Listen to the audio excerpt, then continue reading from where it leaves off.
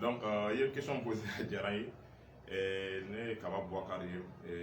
M5RFP commune 2, et nous là au Kona la Kosere. Lutte Kona là, j'avais beaucoup de camarades de lutte comme Jacques, Jacques Bouer, etc. Et en la commune de Kona, là, on a pas que le président Zoumana Touré, donc c'est ma commune de président. Donc, on a fait les bails et nous avons Kona là, il y a un rein. Donc, Kaba et Johnny, Kaba et M5RFP. Commune des militants de Mouye Keleba qui est commune de Kwanala et j'étais membre aussi de la, je suis membre aussi de la CEMAS commune 2. La CEMAS commune 2 est la soirée M5 RFP commune de Kwanala. En du tout Kwanala, il y a désobéissance civile Kwanala, il y a fait une commune de la non, Tiamama Dougou Mochila. Au-delà de Kero Kwanala et à la Jarabil do cinéma, Neni OMT non ben de la Nyon fait. Alhamdulillah, alhamdulillah, Allah a créé au Mali Kwanala, ne Masekata Kasumba, ne la tribunal la jugement, après jugement, ne libérer la tribunal là. Au fait, nous, comme on a la tournée, Kawa est trop bon et Kosebe Donimela, au Canada, on a validation TDR, c'est la Domuna. Et l'ancien ministre Koïta, qui je regrette un peu l'action, l'ancien ministre Koïta, et vraiment, à un kele qui a essayé de là pour m'adjoindre Kosebe. Donc, je l'ai dit, mais quatre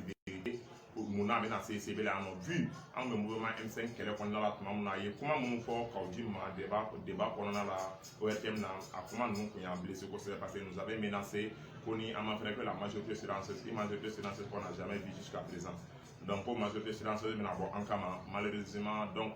n'allez au fort là, IBK n'a pas fait du coup en courant, fanga mouillé. Sans télé, calendrier à caisse, Kenya pour l'embé, docteur Bikere pour une femme Bekela. Alors que là, on a ce cas au régime différent qui n'a pas au régime Yomana Malukana là. Au moins, au minimum, il fallait reconnaître le problème. Dans les cas ici, c'est la cabina, il date d'un fin d'eau là, vraiment à une souma Kassara Kosere. Donc, la soirée, ne peut pas attaquer non, parce qu'il était opposé au changement, il était opposé au départ du régime. Donc, vidéo, et celui là, c'est même Mochama Yungwele, Mochama Yunfo, au point qu'elle là. En bas fort, Beka Folie. Donc, Nere Kababokari, je suis dans la 0 de la sémence et j'ai acerté un point pour aller communiquer pour nous essayer d'affaire. Ok, Kaba ne an wulila ka se ife yen ife yan nɔ sisan i komi e ye denmisɛnnin i ye jeune ye Mali taabolo in na ni an y'a lajɛ sisan tiɲɛ yɛrɛ la kumaw cayara e hakilina ye mun de ye Mali ko kan wagati in na. Bon, mais on a ça, vraiment, il y a une photo, moi, j'ai allé dans le chemin, moi, bien. Parce que, quand on est M5 à l'outil là, quand on a blabla là, moi, à tout le monde me l'a kangé d'une fois.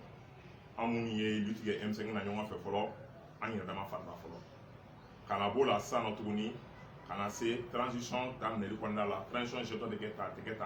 TK, bien, mon chamama. Il y a nebe, moufo, malikoin, béron, nabi. On a différence entre la gueule là. On a manipulé la fin de la gueule sans fin. C'est vrai, moi, à la gueule pour armer des flyers, à sigi, qu'on aura bien fingé quand. Mais avant la gueule, différence, si nous avons minimisé, après non sur le point fini, mon arrêt, avant dit au point fini, qu'on va faire pour que qu'on base, on va checker à y sans fin au point fini. C'est vrai, M5 l'outil qui est là, à ma déjà douille, parce que on y est, comment il est douille là. Fama mana ne mɔgɔ mɔgɔ la o tɛ se ka jo tigi ye. Donc maintenant fanga ne rôle la sisan nɔ an yɛrɛ kana fanga ta an yɛrɛ ka fanga ta groupement caman de jɛra ka M5 créer o groupement la a fɛngɛ ba dɔ ye CEMAS de Lima Mahamoud Djigo. Je profite de l'occasion aussi an ka les grands sages de Lima Mahamoud Djigo a ye prix minnu sɔrɔ Makan an b'a fɔ a ma ko félicitations. Malien bɛɛ y'a ye sisan nɔ Mahamoud Djigo tɛ Mali dɔrɔn ta ye tuguni diɲɛ ta de don. Sanjikisɛ bɛ jigin diɲɛ bɛɛ kan. Donc, era mun sera Mahamoud Djigo ma, era ye Mali bɛɛ de ta ye. Donc, an bɛ dugawu k'o la, Ala ka prix, Ala ka hɛrɛ ni a ɲɛ barika don Mali dugukolo kɔnɔna la, ka era Malien bɛɛ lajɛlen la. Donc, o tun ye parenthèse ye, ni an b'o kɛ o foli ba kan ka la force tranquille. O mouvement M5 kɔnɔna la, kɛlɛ bannen, mɔgɔ caman ka objectif tun tɛ kelen ye. Dɔw ka objectif tun ye IBK ka taga dɔrɔn, ni IBK tagara, peu importe mɔgɔ min bɛna fanga ta o tigi mɔgɔ mana fanga ta nka transition ka kɛ dɔrɔn élection ka kɛ dɔw ka objectif tun ye dɔw ka objectif tun ye IBK ka ta ni IBK tagara olu yɛrɛ tun ka fanga ta olu yɛrɛ tun ka transition gérer dɔw ka objectif tun ye ɔ dɔw fana ka objectif tun ye jumɛn IBK ka taga ni IBK tagara fanga bɛ na kɛ cogo di olu fɛn taabolo yɛrɛ kun t'olu bolo olu kun sigilen ten dɔrɔn foyi t'u bolo i bɛ ka mana taa u bɛ an baara la u t'a dɔn u bɛ mun kɛ an bɛ ni i bɛ ka taga an bɛ transition dɛmɛ wa an bɛ transition dɛmɛ transition bɛ kɛ cogo di fɔlɔ foyi kun t'olu bolo donc ni mɔgɔ damadɔ ninnu farala ɲɔgɔn kan ala y'a kɛ i bɛ ka taga i bɛ ka tagabolo la tagabolo mun man kɛ an sagola ye à 100% parce que M5 an kun b'a fɛ i bɛ ka démission ta k'a di M5 RFP mɔgɔw de ma nka ala y'a kɛ CNSP o sɔrɔdasiw olu wulila ka na Mali kisi o ye Mali kisi cogo di parce que an b'a dɔn tiɲɛ yɛrɛ la ni coup d'état min kɛra le 18 le mardi là ni a coup d'état kun ka kɛ bɛɛ ni fɛn bɛ kɛ Mali kɔnɔna la ça c'est sûr et certain parce que M5 RFP kun ye décision min ta an yɛrɛ kun commune de la non nous on était prêts c'était la patrie ou la mort ça c'était tous les militants on était prêts pour ça. Mardi, sortie B, mercredi, sortie B, jeudi, sortie B, vendredi, non, après que ben ça marque on a gars, CNSP moi là, car mardi donc on a pas de pampio, donc mon CNSP a été un salut pour les Mali. En vous faut au qu'on a là. CNSP qui est le coquet, donc on est il y a la démission sur le mais de façon autrement que nous voulons. On sur le toya là, en insécurité, nous toya moyen. Donc il y a la démission sur le toya là, au cas problème de. Pour le grand problème de parce que là, soit bien M5 qu'on a là. M5 mɔgɔ ma sigi min ye ko kɛra to togoya la donc fanga ɲinaw olu tagara fanga ɲina kati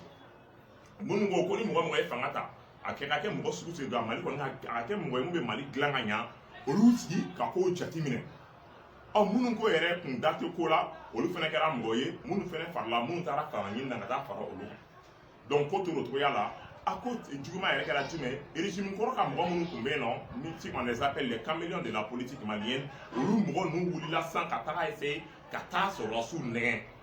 nka sɔrɔdasi ninnu alihamudulilayi jeune minnu don u bɛɛ kalannen don an ɲɔgɔnna jeune de don an ɲɔgɔnna sifinnakaw de don donc o de y'a to Mali u tɛ se ka taa ɲɛ tant que sifinnakaw ma wuli k'u jɔ u jɔyɔrɔ la u ye kow lajɛ u ye bɛɛ lajɛ u ye bɛɛ lamɛn après u yɛrɛ part des choses kɛ o nana laban jumɛn ye TDR nana valider concertation TDR validation kɛra o validation kɛra an taara concertation nationale la c'est vrai concertation na ko caman fɔra ko caman ma kɛ ko caman ma fɔ fɛnɛ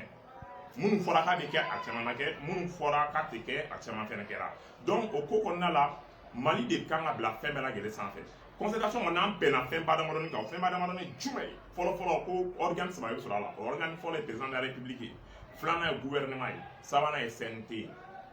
président de la république o sigilen mankan wulila u t'o ko Lima Mahamudu Diko le très respecté le soir l'éclairé ko a kun man ka don salle kɔnɔna la ko a taara sɔrɔ M5 mɔgɔw tɛ yen nɔ c'est vrai mais Mahamudu Diko ye kuma min fɔ a donnen salle kɔnɔna la o kuma in a bɛ fɛn caman yira a ko sɔrɔdasiw ma ko M5 bɛ mɔgɔw bɛ min u ko M5 mɔgɔw o ma na a bɛ tan a ko je prends acte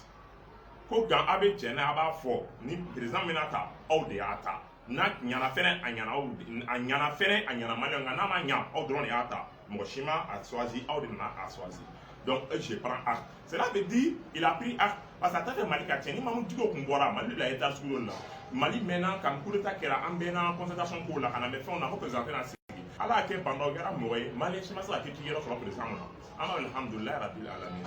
o kɔfɛ premier ministre Bandaw contrairement à ce que tout le monde dit premier ministre an b'a fɔ bɛɛ ɲɛna Bandaw de premier ministre choisi Bandaw son excellence Bandaw de premier ministre Mokhtar Wane choisi a kɛ premier ministre Mokhtar Wane kɛra premier ministre tuma min na sisan ale y'a ka gouvernement de 25 membres constitué o gouvernement constitué CNT sigi nana kɛ problème ye c'est vrai critère caman mun fɔra quota clé de répartition bɔra clé de répartition bɔlen o kɛra problème ye mɔgɔ caman bolo dɔw m'u yɛrɛ y'a la kosɛbɛ c'est vrai n'i ye ko taabolo lajɛ dɔw b'a fɔ an ye kɛlɛ kɛ an ye désobéissance civile kɛ carré kɔnɔna la an ye fɛnw kɛ fɛn kɔnɔna la k'an bɛɛ ka fɛn kɛ o ye tiɲɛ y'an ka tiɲɛ fɔ bɛɛ tɛ se ka don ko dɔw kɔnɔna la dɛ ne yɛrɛ filɛ nin ye moi j'étais le président du comité stratégique de la CEMAS pendant la désobéissance civile au niveau de la commune D n'a kɛra ten an fɛnɛ boli ka taga k'an bɛ fɛn dɔ nɔfɛ non an ko Mali de o de y'a to an bɛɛ b'an sigi ka ko taabolo lajɛ n'a taabolo man ɲi an bɛ kuma en tant que taabolo in ma tiɲɛ an ka na fɛn ce n'est pas que ko ne m'a ta ko ne bɛ wuli ka mɔgɔw kɛlɛ non Mali tɛmɛn'o kan il faut an ka Mali bila sanfɛ pour que ka na ni hɛrɛ ye an ka jamana kɔnɔna la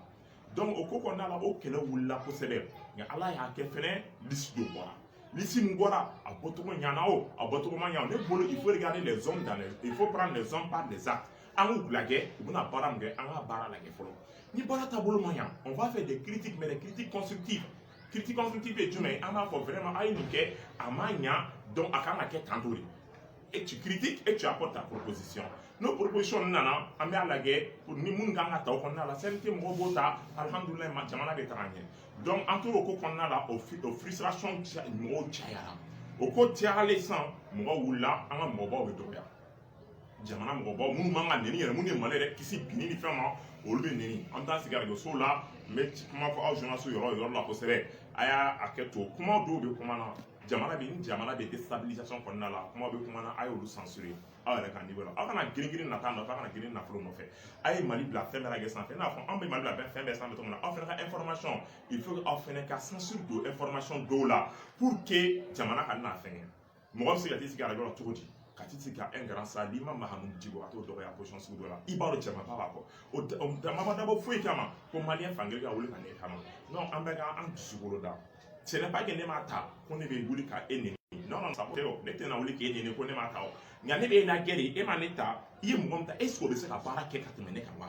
n'o bɛ ka baara kɛ n'a ma kɛ ka ɲa ne b'a fɔ ah Sako e ye nin ta a ye nin kɛ nka a kan ka kɛ tan a man ka kɛ tan a kan ka kɛ tan cogoya la n'a sɔrɔ a ma ɲa ça o bɛ la jamana bɛ taga ɲɛ nka an m'o kɛ dɛ an y'an ta kɛ ka ɲɔgɔn buruja